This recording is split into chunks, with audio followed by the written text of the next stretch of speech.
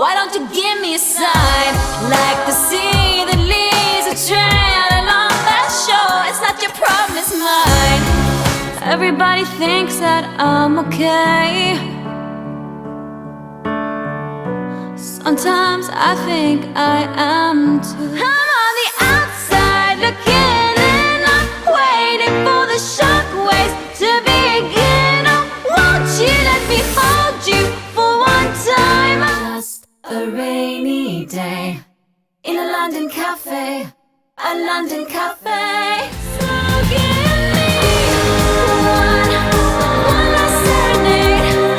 Say to me, or swear at me till the night turns into day. And it was a shame when daylight faded, because we didn't notice at all.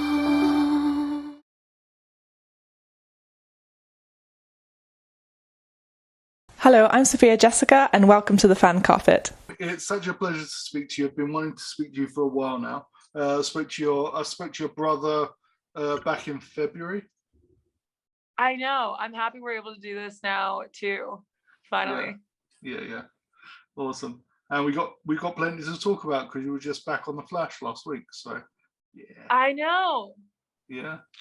So serendipitous. It worked out nicely. So welcome. If we go back to the beginning, was there a defining moment for you to get into the entertainment industry? Yeah, there actually is. I was a kid and I was watching the Lizzie McGuire movie with my mom on the couch, and I just remember it was the scene where she's like, she plays two characters in that movie. She plays this pop star that she meets in Italy. I think it takes place in Italy. And then she plays Lizzie McGuire herself. Mm-hmm. And she ends up on stage singing with this pop star. And I was also a singer. I am a singer. And so it was that moment where I was like, whoa, she's in a movie and she's performing on stage and she's singing. Like, it was everything that I saw that I wanted to do. And I loved the way that it made me feel because it was so inspiring. And so I just pointed at the screen and I was like, Mom, I want to do that. And then from that moment on, she put me into acting lessons, and I was already in singing lessons, but that's when the acting thing really started to take off because I had never said that I wanted to like be on TV before. Awesome. Yeah. So what was it about the Flash that made you want to join this fantastic show? Well, I mean, I had to audition, so it wasn't like my choice, obviously, but I'm so happy I'm a part of the show. To be honest, I wasn't a fan beforehand. And then once I booked it, that's when I started watching it. And I really started understanding the world and the characters. And I've always loved like people with powers and superheroes. It's always been inspiring for me.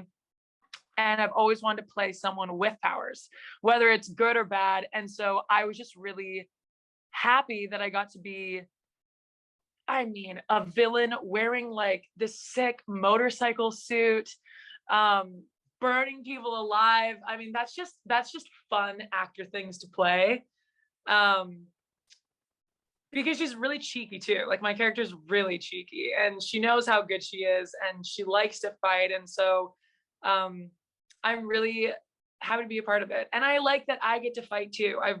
Every time we do an episode, there's a certain amount of fight scenes that we do. And so I get to go in early, work with the stunt doubles, learn how to fight, learn the choreography, which is, it's so enriching with the whole experience. And so I'm excited. I hope I come back more. Yeah. Well, there's a season 9 to look forward to. I know. And you just made your return as the head of the Aranyas gang. Yes. And it was being directed by Danielle Panu-Baker, who obviously plays Caitlin in the show. Yes. What was that experience like? Danielle knows how to run that set. Let me tell you something. I've only had a couple female directors before, and it's so lovely and it's so inspiring because from the experiences that I've had, mainly it's kind of like male dominant a male dominant industry, and you kind of get used to that, and you get used to like I don't know, like the bro mentality on set or whatever you want to call it. But it was so cool to have a woman leading this, and everyone was so respectful, and she knew exactly what she wanted to do with the shots, the lighting. Like, she ran the whole show, and she was also pregnant, and so that was really cool to see her kind of take charge. I mean, it's cool to see someone have to balance so much, and she did it with so much grace. I mean, pregnant, so there's all of those things that you have to deal with. Being a woman in the industry, which is already hard and kind of a pretty intense upwards battle, and then acting on the show as well. Like, there's so many things that she had to think about, and it was just so inspiring to watch her balance that all. And one day I would love to direct, and so it was cool to like see her rise to that and be able to do that in her life. And so, yeah. Awesome. You were just in the film Wide Shut under the direction of your brother Alexander. What was that experience like, and Yes. how did it differ from working on TV?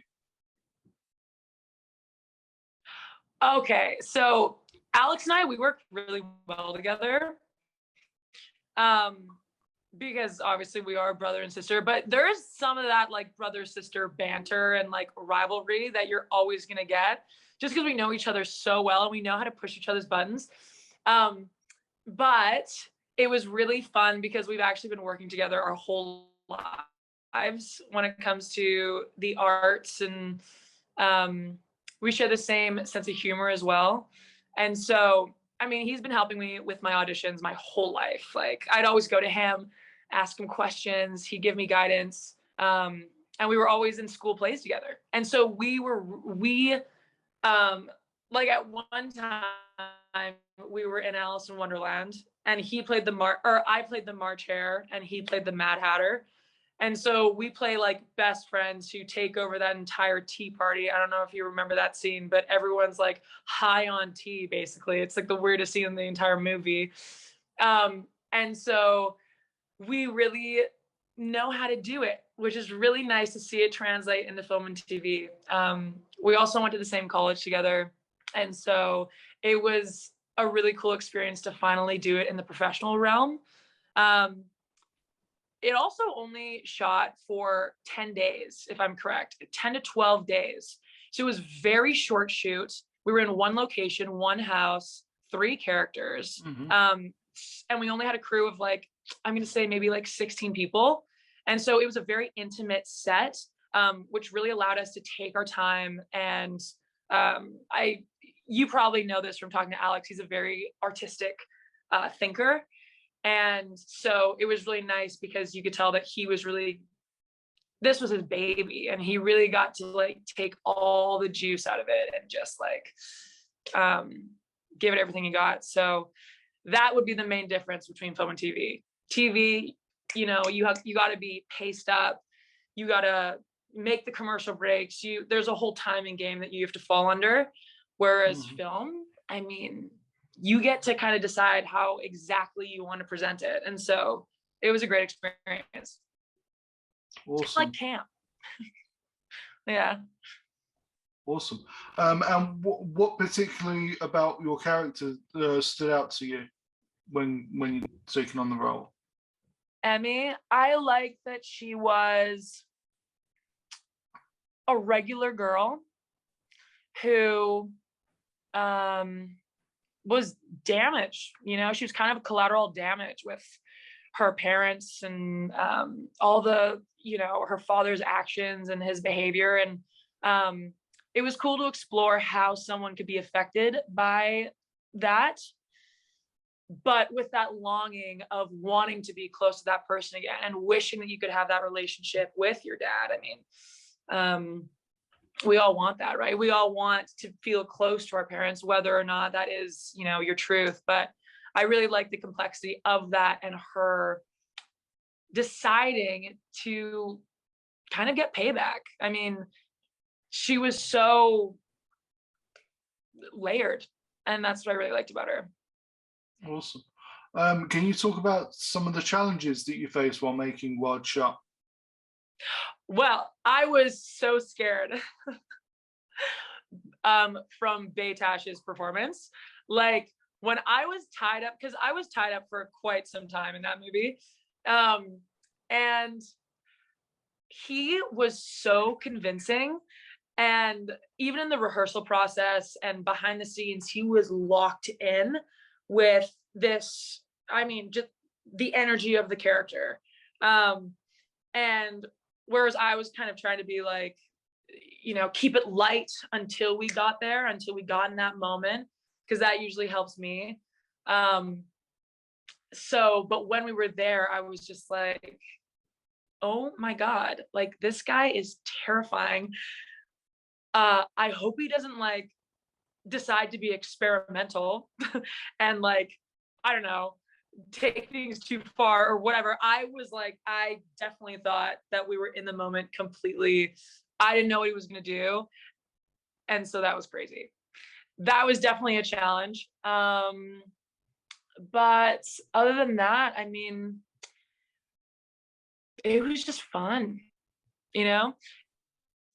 It's rare to have the opportunity of playing such interesting stakes in such an interesting world and a confined world where the movie is only taking place within a certain amount of days, one location.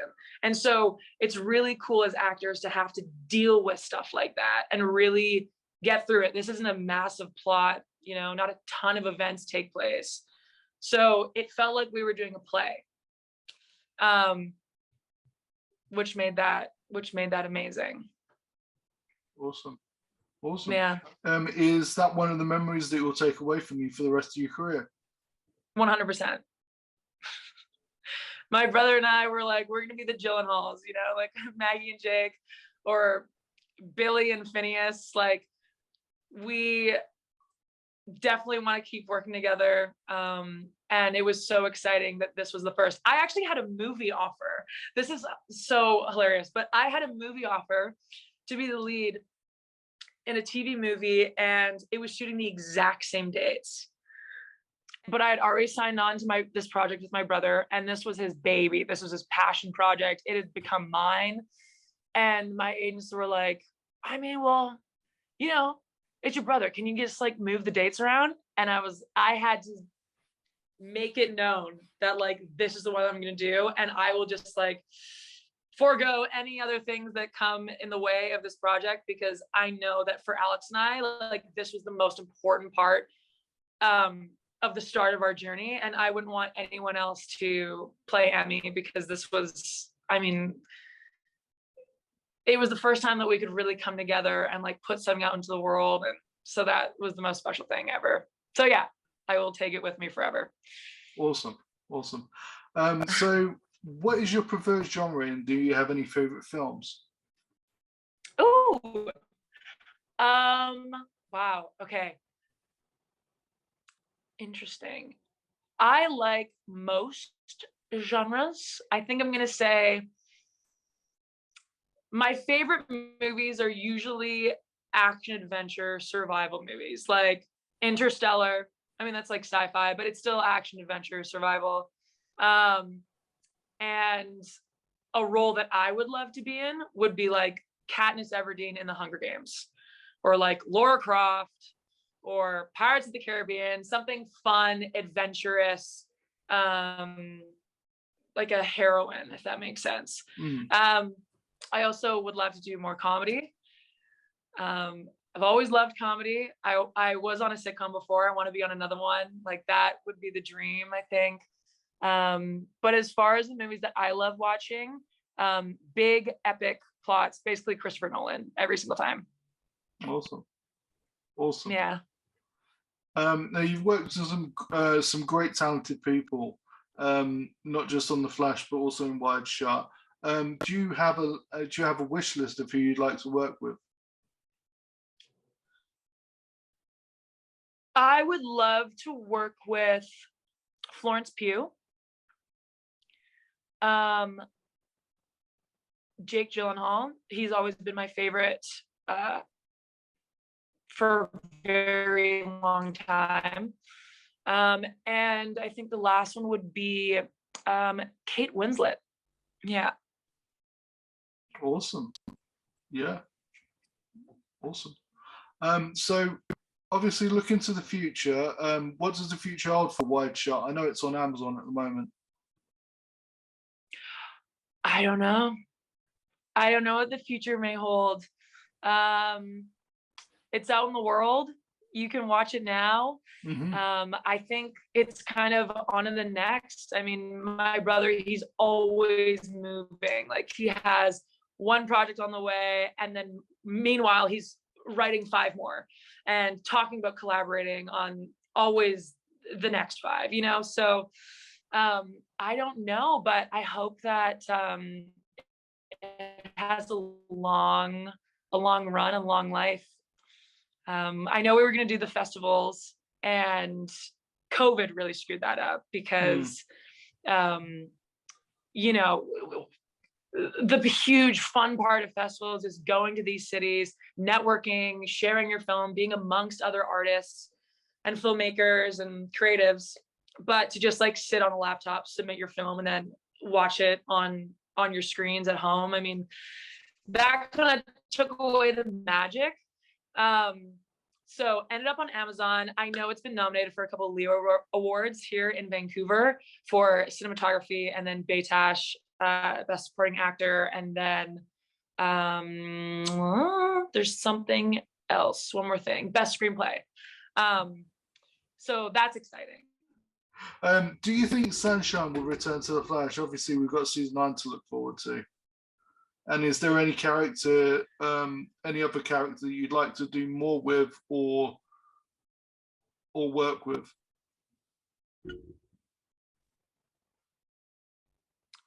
I do leave the last episode and I say, this isn't over.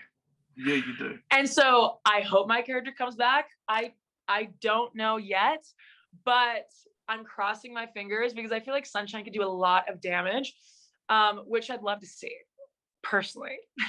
Yeah, me too. But a character I'd love to work with more. What? Yeah, I'd love to see you do more damage. Right? Like, I feel like I flash in and I flash out. It's like, I want to flash in and I want to stay for a while. Like, I want Sunshine to play for a while. I would love to work more with the Flash, like Barry Allen. Like, I would love to go head to head with him because we actually never have yet. So that would be very cool. And then maybe he turns me good. Maybe. I mean, that would be a cool little thing that in my brain, that would be fun to happen, but we'll see. What do you want a redemption arc for her? I do, because for me, she started out as a hero. I mean, she wanted to play for good. She was in the military. She wanted to fight for her country. She wanted to be the best. And so I think for her, she was always fighting for good. And then she got swooped up by Carver, right? And he kind of taught her to use her powers. At least this is like the backstory that I've created for my character. And he kind of brought her over to the dark side, which was the black hole, and sabotaged her, I guess you could say, or manipulated her. And but I don't think she's evil at heart. I just think, I think she could step into the light again. I do. Cool. Yeah. Yeah, I'd like to see Do you that. like that or no? Yeah, I'd like to see that. You're Yeah, like, no, I'd like to see that. I mean, I'd like to see you. I'd like to see you. Ideally, I'd like to see you be there for like a good few episodes in like run, like a nice little arc, like what they did recently with Deathstorm and all that. Yeah. So I would like that. And then and maybe being redeemed afterwards. I don't know. I mean, we've seen similar things happen on the Flash, like in years previously. So why not? Yeah, exactly. I mean, maybe a spin-off. Yeah, absolutely. I mean, even Katie's character, Killer Frost started out as a villain. Mhm. So Right. who knows? Yeah, it'd be awesome. Yeah. So with the Anything's popularity, possible in those shows, I feel like. yeah, it's possible. Anything's possible, and it'd be fun. And I'll be watching every week because I like the show. So with the popularity of streaming services like Disney Plus and Netflix and Amazon, what do you think the future of cinema is? That's a tough question. And I don't know the answer. I do think, here's what I think. I do think it's great for actors because there's a lot more opportunities. However, I also do think it dilutes the entire industry because there's so much content being created all the time. So it's hard to, I mean, there's shows that like come out of the woodwork, and it's like Stranger Things. You have these flagship shows for these streaming platforms that really, really do take off. And those are really high level, really like great quality. But I do think so much is being created right now that I don't know. I don't know how you feel, but it's kind of hard to find something that I like because there's so much. Like it's kind of overwhelming to figure out like what's a good show, like what should I commit to for this is 3 seasons. Like I don't know, there's so many questions, and I think hopefully it gets narrowed down again, because right now I do think there's too much in the world, too many options happening. Yeah, I know there was an article that came out. I think he's a French director. He was up for the Oscars last year, maybe.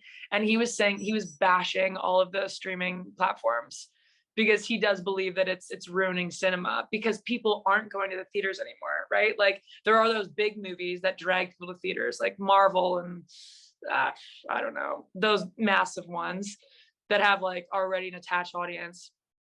But it kind of takes away from the smaller projects that are trying to get up there too. So I don't know. I hope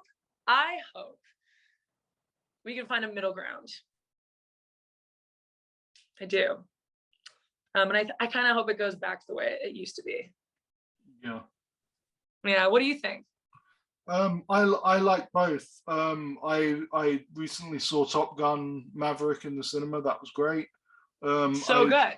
I saw Jurassic World Dominion last week. So, but then I like watching stuff on my computer as well. So, Yeah.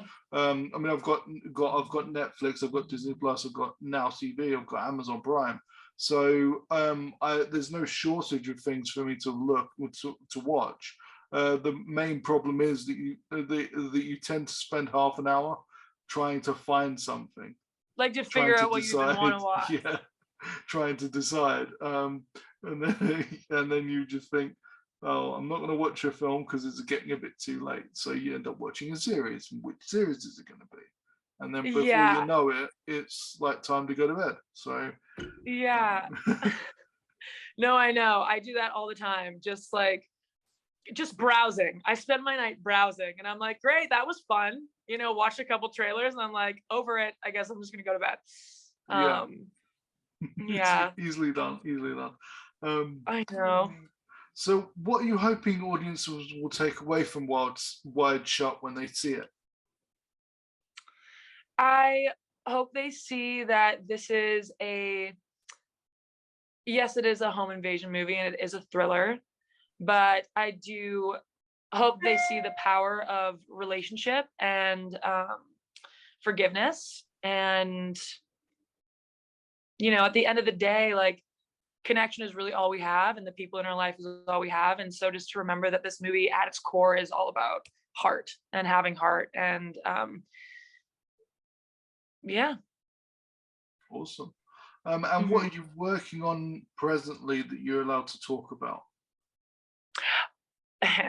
I am not allowed to talk about it. But I am signed on to do another show, and that's going to be starting in July. And so it's filming in Vancouver. I'm very excited. I can't tell you what it is or what it's for, but it's got a stellar cast, and it's going to be a very good series. Awesome. We look out for that. Awesome. Yeah, please do. Yeah, awesome. I noticed on your IMDb that you're in a TV movie that's I think it's in post-production at the moment. Thank you for reminding me. Yes, I actually also just wrapped a movie called Killer Podcast with Lainey Macaulay, and very fun. I think it's going to be coming out in October. I think I can tell you the plot. Do you want to hear it? Go for it, yeah. Okay, I'm going to try not to ruin anything, but I'll set it up for you. Basically, it follows a true crime podcaster, and she is podcasting on a series of murders called the Bombshell Murders. And it's all these, young, pretty girls, and they've all been killed. And that's what she's doing. I reach out to her, and I'm an investigative journalist, and I want to help her bring the podcast into the world and break her name, because she podcasts anonymously. And so we start working together, and we develop this close friendship, close relationship. And then you get to decide who you think the killer is. Sounds good. Yeah, so it's kind of like a modern day whodunit sort of thing. Exactly. Awesome. Exactly. It's the way it's been shot, it looks like a David Fincher movie.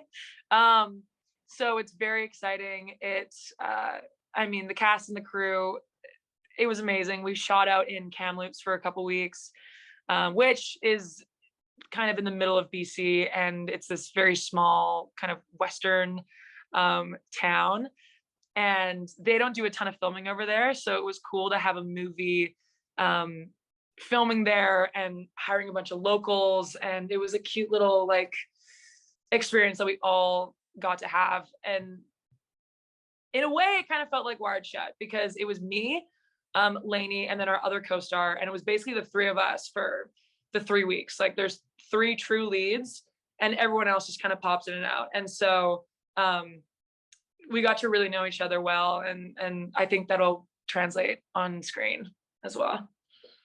Awesome. Yeah. Awesome.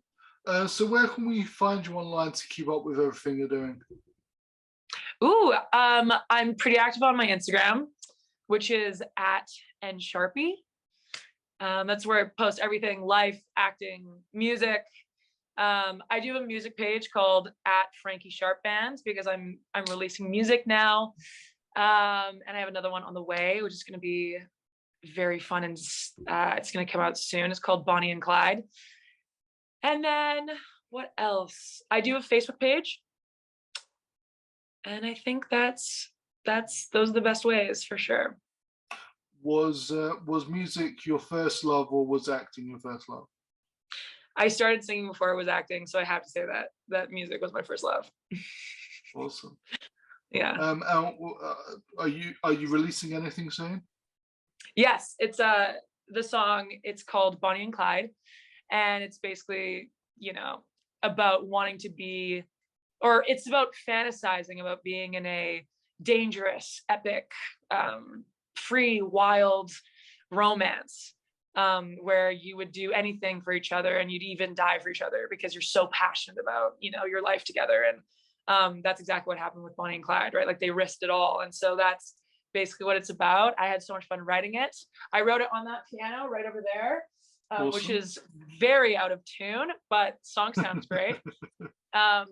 And yeah, we put some strings in the song, so it's gonna have a nice little, I call it my Bond song. It's gonna have this old-fashioned flair, but with this modern take. And so I'm excited for it to come out and for you guys to all hear it. Do you know when that's coming out? We don't have a date. I have to go back in and do harmonies, and we are thinking of putting in a violin solo. And so we have like 1 to 2 more sessions, and then, but probably within a month's time, it'll be out. Wonderful. Look out for that. Yeah, please do. Yeah, I'll look out for that. Is music something you'd like to contribute to a film? So like do a song for the soundtrack or do the soundtrack? No, but I would love to write for the screen. I kind of already write in a cinematic way, I'd say, like a very visual. I write in my mind, like, which is, I don't know if people can relate to that, but it's like I see what I want. It's almost like I'm watching a movie in my head with characters, and I'll write to that. So it's not like, I mean, I don't know how I guess songwriters, we all have different ways of writing, but I mean, some people sit down at the piano and they just kind of like feel it, or they write it all out and they have this idea already. Whereas I have to watch the movie in my brain and play with my imagination to then see exactly what I want to do. So, I mean, you'll see, you'll be like, oh, okay, yeah, I get what she said when she said cinematic, because this next one is very much like a soundtrack. Awesome. And is it going to have a music video as well? So my brother's been pushing, because he and I, that's like the avenue that we're going into now, where we can like continue to work together on smaller, more like efficient projects instead of thinking of it like a massive feature film. So he is definitely in line to direct like every single one of my music videos that I want to do. It's just a matter of, I mean, for me, I'm so focused on getting the music out there first, and then the music video can come afterwards. But my first priority is like, just make the music, get it out there, and then we can play afterwards. Awesome. Yeah. Awesome. Well, best of luck with that. And I look forward to seeing it in a month. Thank you. It in a month, and then seeing the music video after that when you decide to do it. Thank you. I did just recently release a single called Drifter, and in brackets it's I'm sorry. So Drifter, I'm sorry. And that would be a track that you can listen to now to get you hyped up for the next one. Awesome. Where can we find that? Is that on Spotify and all It's those? on Spotify, Apple Music, everything. And my singer name is Frankie Sharp. And so Frankie Sharp, Drifter, I'm sorry. And I'll leave you with that. Is that because of your middle name? How did you know? On your profile, it says what your middle name is. Oh, do I have it? I feel like I switch my Instagram profile like every week because I just get bored. But yes, it is because my middle name is Francesca. And so I was like, maybe I'll have a little persona, which is Frankie Sharp. Why not? Yeah, sounds good. Awesome. Yeah. Okay, well, this has been wonderful. So thank you very much. And I hope those self-tapes go well for you. Thank you. Thank you. It was so fun talking to you as well. I'm so happy that we finally got to find a time to do this. Yeah, absolutely. All right, you look after yourself, and I look forward to speaking to you again soon. Okay, you too. All right, take care. Have a good day. I will. You too. Bye. Bye. Thank you for watching The Fan Carpet. Please follow us on Facebook, Twitter and Instagram for more content next time.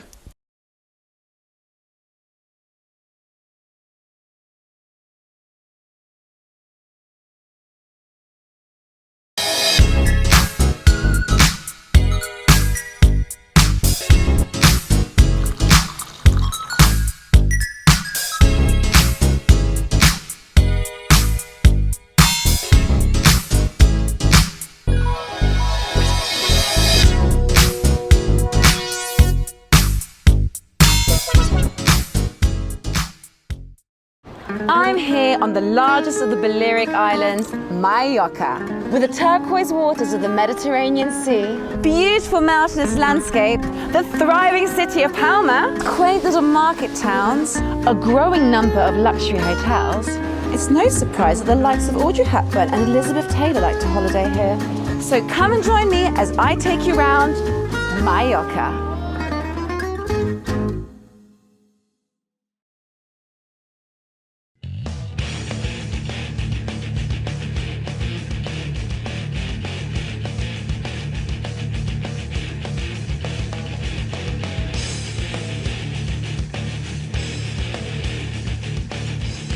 Thank you for watching The Fan Carpet. If you like this video, be sure to click that thumbs up button at the bottom of your screen. And also be sure to subscribe to the Fan Carpet YouTube channels. They're absolutely free and so much fun too.